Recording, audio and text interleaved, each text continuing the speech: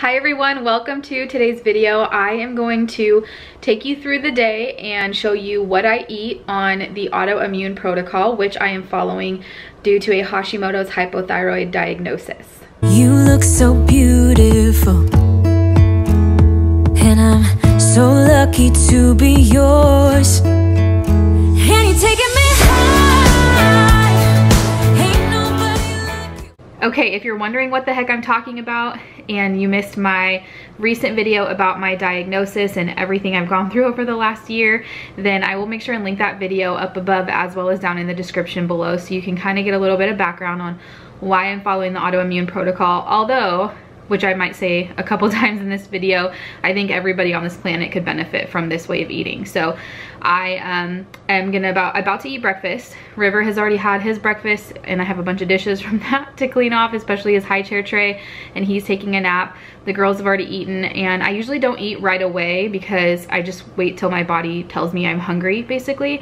And I usually have a lot of meals prepped, which I do somewhat today, but not for breakfast. So I'm going to make my maple turkey breakfast sausage. I'll leave the recipe for everything that I eat today in the description below. And I'm gonna have that sausage with some fruit just to keep it simple for breakfast today. This breakfast sausage is seriously easy to make. All you need is thyme, Himalayan salt, organic maple syrup, and garlic cloves. And then I use ground turkey because I just prefer the flavor of that over pork, but you can do pork, you can do a mixture, half and half, whatever you want to do for meats. It's just kind of up to you what your preference is, but that's literally all. You just put everything all together, mix it all up, form it in little balls, and fry them up. And I do them in the air fryer. I cook them at 400 degrees for 10 minutes, and then I flip them and do 5 more minutes, and that always ends up perfect. You can do them on the stovetop in a frying pan. You can bake them in the oven. There are lots of different ways you can do it based on the tools that you have and the preferences that you have, but either way, it's super, super, super easy.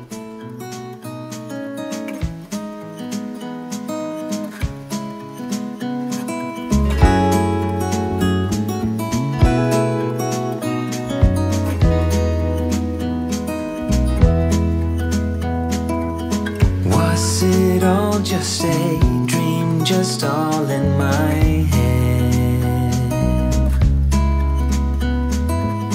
Floating rivers upstream, the things that you said. Tell me and be honest. Tell me, did you know that you would believe in me just like the winners know? Tell me and be honest. Tell me, should I've known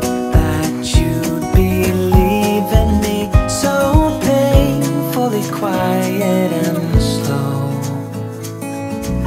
I try my best to move on, to let go.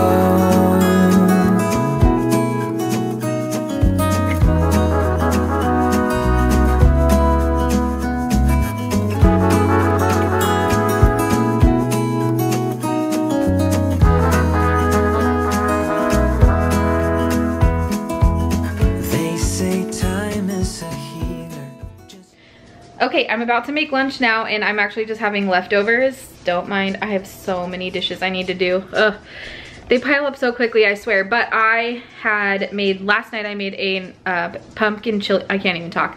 Last night I made an AIP pumpkin chili, and it was delicious. It was the first time we've had it, so I'm gonna have leftovers of that and give you a little glimpse. And I'm only probably gonna eat half of this because this is definitely more than one serving, but there's ground turkey, carrots, zucchini, pumpkin puree, some spices, cinnamon, salt, and a couple other spices. I'll link the recipe for it, but it's definitely a must try. As a recipe note, if you do make this recipe, I use half chicken broth and half beef broth. So I don't know if that's gonna taste different. I mean, I'm sure it tastes different, but I don't know if it's gonna make it taste bad or better with just all chicken broth, but that's what I had on hand. So, I also forgot to film it, but I had a snack earlier, and I had some baby carrots, like, I don't know, maybe like 10 baby carrots, and then I had some of these Thrive Market tortilla chips, and I've successfully reintroduced chia seeds. And so the ingredients on this are super clean. It's just cassava flour, avocado oil, coconut flour, chia seeds, and sea salt. and they're really, really good. So I might actually, don't mind my dogs in the background, but I might actually take a couple of these out to dip into the chili as well. So that's what my lunch is, and that's what my snack was earlier. And water, I'm struggling a little bit today. I try to drink a whole one of these, which is half a gallon every day.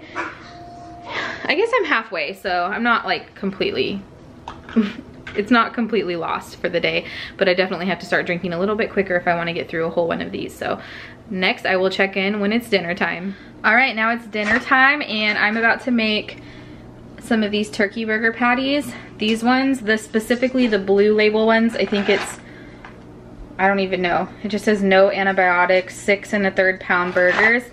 And they just have turkey, salt, and rosemary extract as the ingredients. So super, super clean. Sometimes I will do homemade burgers just from ground turkey and stuff, but I like to have these on hand because they're quick and easy. So I'm gonna make one of these for Anthony and I. The kids are probably gonna have chicken nuggets tonight, honestly, because they don't like these. And I don't mind. A lot of times with AIP, I have them try everything, but then if I know they don't like something, then I will find a quick and easy substitute for them. So that's what they're gonna have tonight. Then I also have these sweet potato fries. These are white sweet potato fries I made in the air fryer 2 days ago. So we're gonna have those.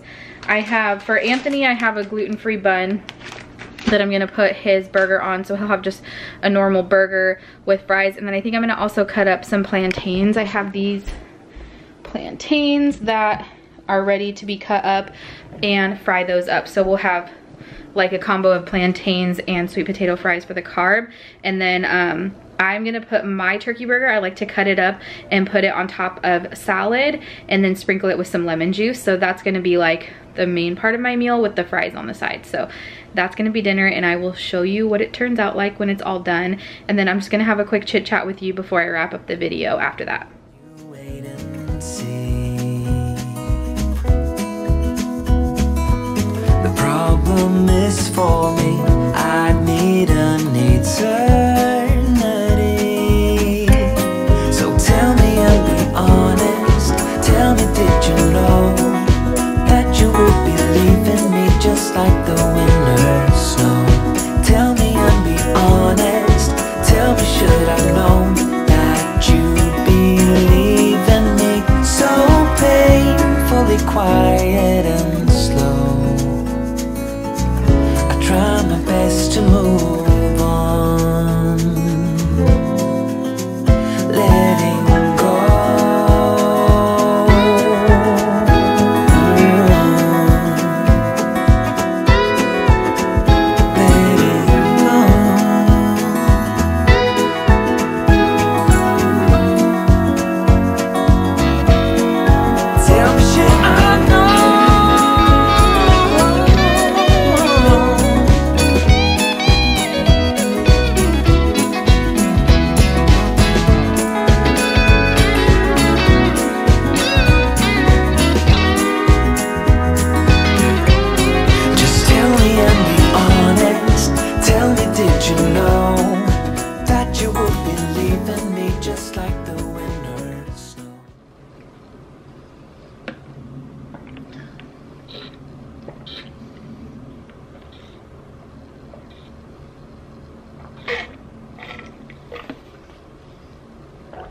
All right,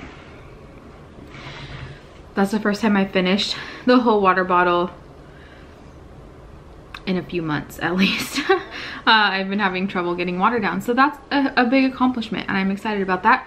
I also forgot to show you guys that with the fries, I did have this Casey Natural barbecue sauce. It is so good. All that's in it are carrots, molasses, water, apple cider vinegar, garlic, salt, onion, garlic, lemon juice, maple syrup, and condensed mesquite smoke for smoke flavor, and then horseradish powder.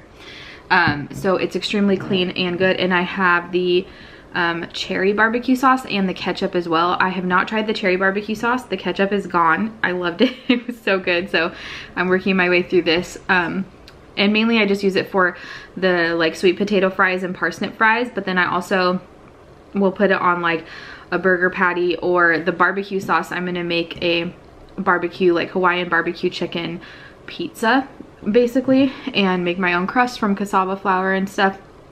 So it's really good and I highly recommend that. It's not cheap for sure, but it's not like the most expensive AIP product out there, and it is a good one. But I wanted to chit chat with you guys. I hope you guys enjoyed seeing like what I ate today. I wanted to kind of expand on what I said at the beginning of the video, that anybody can benefit from AIP. I firmly believe that like there's not a one-size-fits-all solution to anything in this world, but the AIP way of eating is probably a good solution for the large majority, like 90+% of people. And that's because of the way it's just clean eating is all it is. So it eliminates all of the inflammatory foods, the known inflammatory foods. People have different reactions to different things. Coconut is a big thing you use on AIP, like coconut flour and stuff, and some people react to coconut. So obviously you can't, everybody can't eat everything that's allowed on AIP, and some people might have to modify for health reasons and stuff like that. But as a backbone, it's a really good starting place. So if you have made the excuse that some ache and pain that you have is from getting older, or that you have headaches constantly and it's just kind of accepted as normal or as part of aging, or you're always tired and you just brush it off as I have kids, or I'm stressed out, or I have a busy job, or whatever excuse may be. If you don't feel fully energetic and great and awake every day and happy and not lethargic and not bloated, if you don't feel that way, then try this, because I promise you it will help you feel so much better, or at least get you on the track where you know which things are working in your body and which ones aren't. Because the whole goal of AIP is to start in phases where you do elimination first and you're eating foods that are not inflammatory at all. And it's not like no carbs, high protein, like none of that. It is no, you know, no calorie counting, none of that. It is literally eating the foods as close to from farming as we can. Grass-fed meats, tons of veggies and fruits, organic if possible, flours that are made from things like fruits and like coconut flours and stuff like that. And it just is a way to reset your body, to kind of clean out your body and hopefully eliminate those inflammatory things for a certain amount of time, until you get to a point where you do start feeling better. And then, you know, you don't see any of the symptoms that you had before. And this is not just for thyroid issues. A lot of people with autoimmune issues do follow this, but it's not only because you have an autoimmune issue you should follow this. And then once you get to that point, then you start reintroducing things back in one at a time. And there's kind of like a list of things to reintroduce, like phase 1 things, which are least likely to cause inflammation. And then there's phase 2 and phase 3, etc. And the further you get in the phases, those are the things that are more likely to cause reactions. But you do it in a strategic way, to where if you eat something, then your body reacts, you know that that is not a food that your body can tolerate, and you can check it off your list of things to add. If you eat something and your body does fine, you don't have any symptoms pop up, then you know that it's safe to eat. So that's really, it's really basic. It's really not, it's simple, but it's not easy, because it requires a big shift, and it's required a big shift for me, and I'm still working on it, because I did the full month of January 100% AIP, and then I kind of have been slipping in February, like 85% AIP.